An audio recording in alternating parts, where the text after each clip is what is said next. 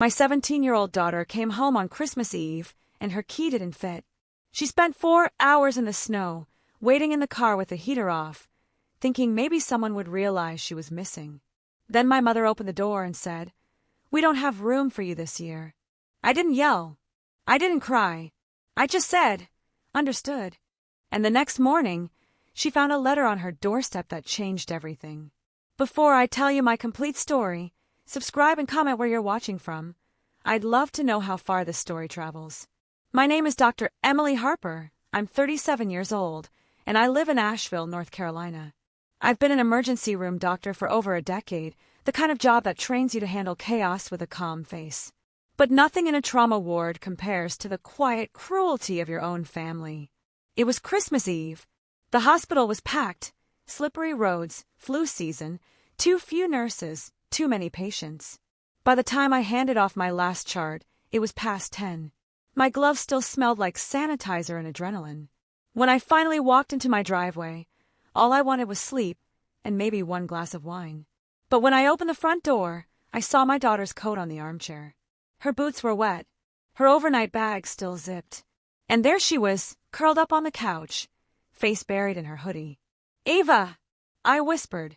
She blinked awake instantly, like she hadn't actually been asleep. "Hey," she said softly. "Why are you here? You were supposed to stay at Grandma's." She sat up, her voice shaking. "They said there wasn't room." I froze. "Room?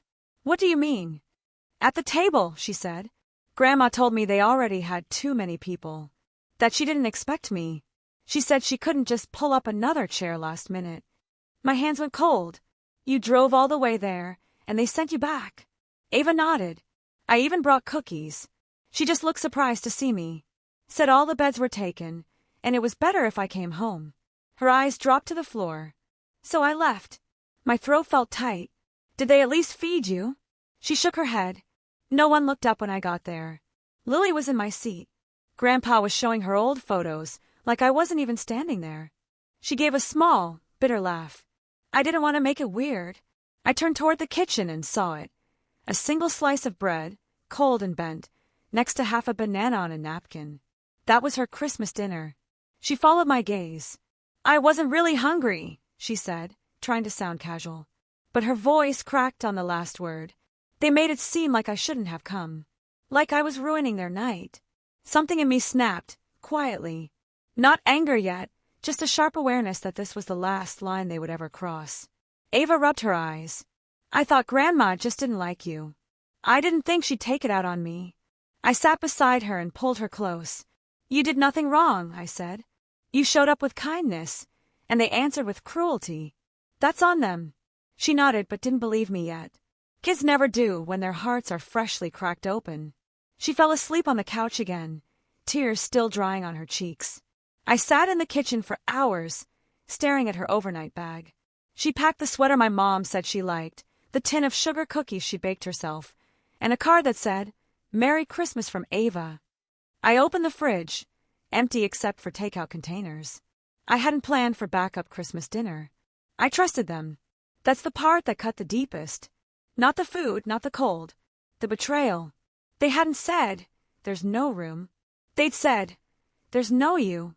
When the clock hit 2:30 a.m., I finally went to bed. My husband, Mark, stirred beside me. "She's home," he mumbled.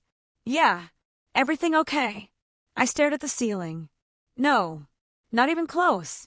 He turned toward me, still half asleep. "What happened?" I told him. Every word. The dinner table, the dismissal, the half banana. He lay there for a while, quiet. Then he said, "So what are we going to do?" My answer came before I could think. "We're not going to yell," I said. "We're not going to beg. We're going to make it right." The next morning, the world looked the same, but I didn't feel like the same person. Ava slept late, her face pressed into the pillow like she was trying to hide from the day. I watched her breathe and made a promise to myself that no one, family or not, would ever make her feel unwanted again. When she finally woke, she looked at me carefully, like she wasn't sure if she'd caused trouble. "Grandma texted me," she said quietly. "What did she say?" "She said, 'Sorry for the confusion last night. We just had a full house.'" Ava's lips trembled. She called it a misunderstanding. I took her phone and read the message twice. It was signed, "Love you." The same words my mother used every time she wanted to smooth over cruelty. I typed back 3 words and handed the phone to Ava to hit send. "Don't contact us." She hesitated. "Are you sure?" "Yes," I said. She made her choice. Now we make ours. When Ava left to meet a friend later that afternoon, I opened my laptop. The file name was of tenancy. Just seeing the title made my pulse slow. 4 years, I'd been paying the mortgage on the house my parents lived in. 7 years of "we'll pay you back," and "you wouldn't want us on the street." 7 years of holidays where they controlled who was welcome and who wasn't. 7 years of them treating generosity like debt I owed them. That night, I typed every sentence carefully. The letter wasn't cruel. It was clinical, calm, final. It said, in plain English, that they had 30 days to vacate the property located at 114 Maple Drive, Asheville, North Carolina, due to breach of agreement and personal misconduct. I ended it with a simple line. Effective immediately, all utilities and expenses covered by me will cease as of the date of this notice. No threats, no insults, just boundaries in black ink. I printed it, folded it neatly, slid it into an envelope, and wrote their names on the front, Frank and Marlene Harper. I sealed it and left it on the counter. Mark came in halfway through. "What's that?" he asked. "Closure," I said. He didn't push. He just nodded, like he understood more than he said. The next morning, I left work early. Snow dusted the windshield as I pulled into their neighborhood. I parked across the street from their house, the one I paid for but was never truly welcome in. The Christmas lights still blinked around the porch, even though it was December 27th. The irony almost made me laugh. I got out, letter in hand, and walked up the steps. The sound of laughter drifted from inside. TV noise, maybe, or guests. My hand hesitated over the doorbell. For a split second, I remembered every time my mother had opened this door with that fake smile, the one that said, "You're lucky we let you in." I rang. No answer. I rang again. Nothing. So I slid the envelope between the door and the frame, pressing it just deep enough so the wind wouldn't take it. I was halfway down the porch steps when I heard the door creak. "What's this?" my mother's voice called out. She was in her robe, hair perfect as always, holding the envelope like it was contaminated. She opened it, read the first line, and froze. Then, her voice cracked into a shriek. "Frank, get out here. She's throwing us out." My father appeared behind her, confused. "What are you talking about?" "She's evicting us," she shouted. My father's expression hardened. "You can't do this," he said, pointing at me. "This is our home." I met his eyes. "It's my home. I just let you live here." Janelle, my sister, appeared next, coffee mug in hand, looking like she'd walked into a scene she'd been dying to witness. "What's going on?" she asked. My mother pointed at me, shaking. "Your sister's lost it. She's throwing her own parents out of their house." I didn't respond. I just turned, walked back to my car, and got in. Mark sat in the passenger seat. "They see you?" he asked. "Oh, they saw me," I said. The shouting started before we'd even driven away. My mother's voice echoed through the cold like an alarm that wouldn't stop. By the time we pulled into our own driveway, my phone was already buzzing. 5 missed calls from Mom, 2 from Janelle, 1 from Dad. I didn't answer any of them. An hour later, another call came. I picked it up this time. "How dare you?" my mother screamed before I could speak. "After everything we've done for you. We raised you, we sacrificed for you, and this is how you thank us." I waited until she stopped for breath. "You locked my daughter out on Christmas Eve," I said evenly. "Oh, stop it with the dramatics," she snapped. "There wasn't enough space. We had guests." "You had space," I said. "Just not for her." Her voice rose again. "You ungrateful." I ended the call. The texts started immediately after. Long messages about betrayal, about family, about how I'd ruined Christmas for everyone. Not a single one mentioned Ava. That night, as I sat beside my daughter while she did homework, my phone buzzed again. I turned it face down. Ava looked up. "Is that Grandma?" I nodded. "What's she saying?" "Nothing that matters," I said. She went back to her math worksheet. I went back to staring at the silent phone. The next morning, The doorbell rang. Through the peephole, I saw her, my mother, standing on my porch in the same robe, holding the letter, now crumpled and smudged. I opened the door, just enough to speak. You shouldn't have come. She ignored me, stepping closer. You're really doing this, she hissed. After everything we've done for you? You mean the house I bought you? The bills I paid? The insurance I handled? She flinched, then straightened. We gave you life, and then spent 37 years trying to control it, I said. You're abandoning your family, she said. You did that when you abandoned my daughter. Her eyes narrowed. You've always been dramatic. I smiled faintly. And you've always mistaken cruelty for strength. She ripped the letter in half, holding it up like proof. There, she said. Now it's done. You can't evict your own parents. I stepped back inside. You'll see. She sneered. What's that supposed to mean? But I didn't answer. I just closed the door quietly and locked it. For a while, I stood there, hand on the doorknob, listening to her footsteps fade down the driveway. Then I called Jonathan Pierce, the lawyer who'd handled their property paperwork years ago. Emily, he said when he picked up. What's going on? They've refused to leave, I said. I need to make it official. There was a pause. You understand that means formal eviction? Yes, I said. Do it. He exhaled slowly. I'll draft the paperwork today. After I hung up, I felt nothing. No guilt, no rage. Just a calm I hadn't felt in years. Because it wasn't revenge. It was justice. And for the first time, I knew exactly what that felt like. The eviction papers were filed 3 days later. No second thoughts, no hesitation. Once you've been betrayed long enough, your heart stops asking for permission to protect itself. Before I tell you what happened next, subscribe and comment where you're watching from. I'd love to know how far the story travels. The letter from the court arrived on a Wednesday morning, tucked between bills and a grocery flyer. I read the heading twice, Notice of Enforcement of Possession. The date was set for Friday, 9 a.m. sharp. My hands didn't shake when I opened it. I just folded the paper and placed it neatly beside my coffee cup. Mark came downstairs, still half asleep.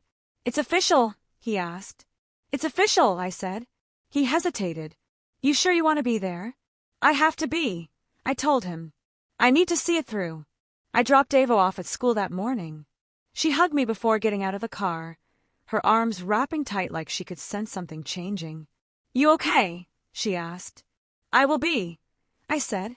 Always will be now. When I reached Maple Drive, the neighborhood was quiet.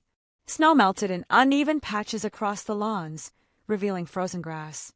My parents' house, the house I bought, looked exactly the same. But I didn't feel the same looking at it.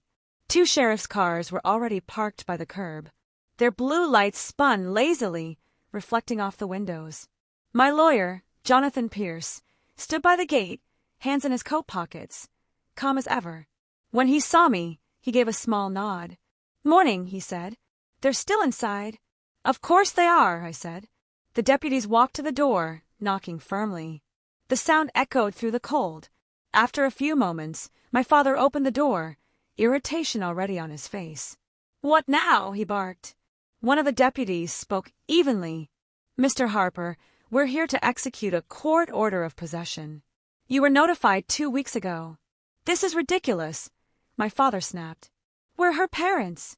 The deputy remained calm. Sir, your daughter is the legal owner. You were given notice to vacate.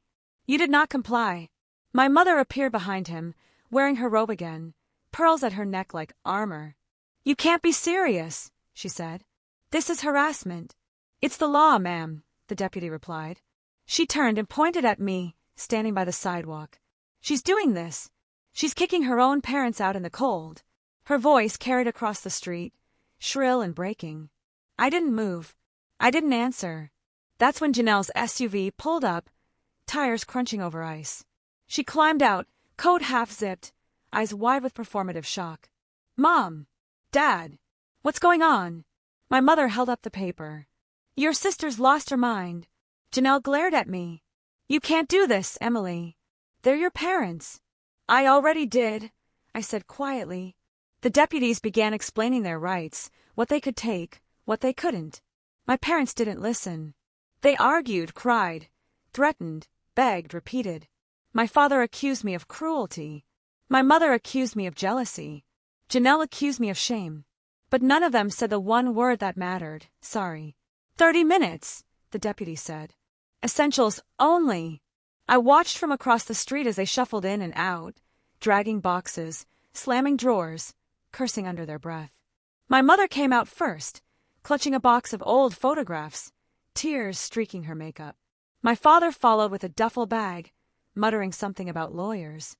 Janelle hovered, pretending to comfort them but glaring at me every chance she got.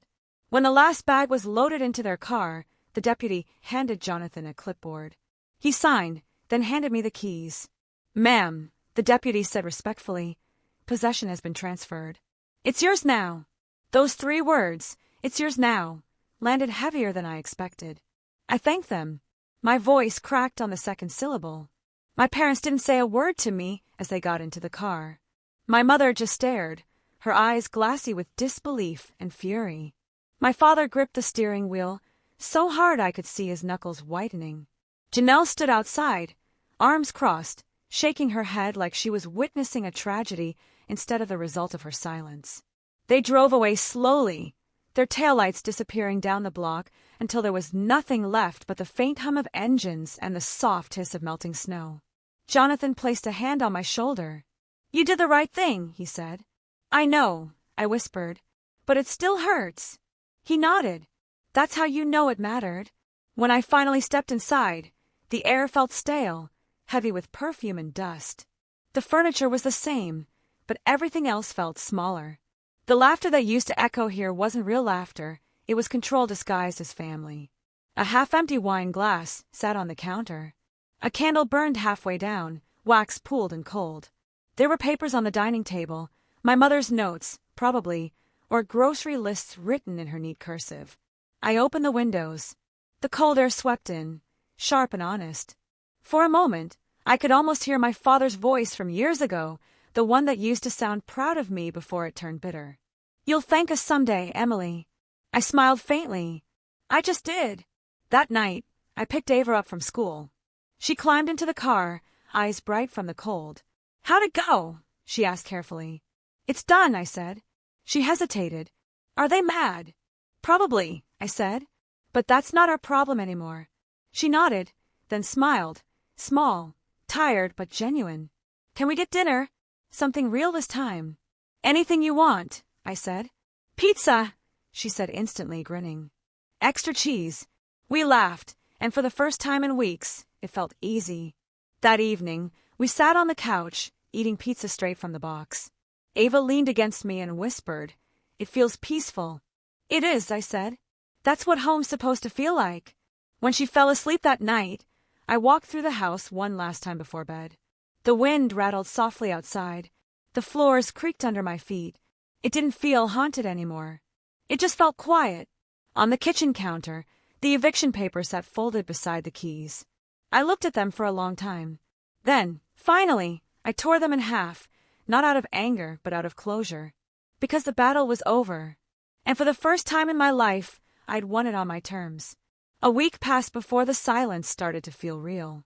The phone stopped buzzing, the texts slowed down, and for the first time in years, my world was quiet. No guilt trips, no chaos, no noise pretending to be love. Before I tell you how everything ended, subscribe and comment where you're watching from. I'd love to know how far the story travels. On the first Sunday after they left, I woke to the smell of pancakes. Ava was in the kitchen, hair messy, humming off-key, flipping batter like she'd done it her whole life. Morning, she said cheerfully. I thought we deserved breakfast. It took me a moment to realize why I felt strange. 4 years. Every morning had begun with a call from my mother, complaints about bills, neighbors, or the weather. The absence of her voice felt like freedom I could taste. I poured coffee, sat across from Ava and smiled. These look amazing. She shrugged, hiding a grin. They're edible. I used chocolate chips, so you can't tell if I burned them. We ate in easy silence, sunlight cutting through the kitchen window. Somewhere between bites, Ava said, Do you think they'll ever talk to us again? I'm sure they'll try, I said, but it doesn't mean we have to answer. She nodded slowly, eyes thoughtful. I don't miss them, she said. Is that bad? I shook my head.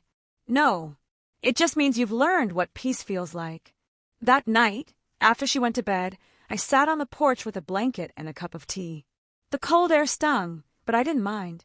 I thought about all the years I'd spent believing family meant obligation, believing that keeping people happy was the same as keeping them close. It wasn't. Family isn't who demands the most. It's who gives without taking your worth with it. The next few weeks passed quietly. Work got busier again, but I didn't mind. My patients were easier to deal with than relatives. Mark and I started going on morning walks before our shifts, just 30 minutes of breathing mountain air and saying nothing. Silence had become our favorite language. One afternoon, my lawyer Jonathan called. Just a quick update, he said. Your parents haven't contested the eviction. Legally, it's over. Thank you, I said. He hesitated. If you ever need the place sold, I can help arrange it. I think I'm done with that house, I said softly. It's time to let it go. 2 months later, I did. The house sold within a week. A young couple with a baby on the way bought it. They said they wanted a place that felt peaceful. I smiled when I heard that. I hoped they'd fill it with love, something that had never lasted long inside those walls when my parents lived there. A few days after the sale finalized, I got a text from an unknown number. Hope you're proud of what you've done. I deleted it without replying. The next morning, I found an envelope in the mailbox. No return address. Just my name, written in my mother's looping script. Inside was a photo of my parents standing in front of a small, run-down duplex, their faces drawn and tired. A single sentence was scrawled across the back. We'll survive without you. I turned it over once more, then dropped it into the trash. I whispered to no one. Good. A few weeks later, Janelle called.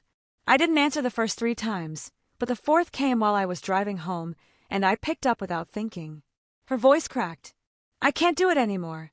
I stayed quiet. They moved in with me after the eviction, she said. Now they're at each other's throats. Mom rearranged my furniture. Dad's complaining about the noise. They fight every night. I waited. What do you want me to do? Help me get them out, she said. You could at least pay for a deposit on a rental. It's the least you can do.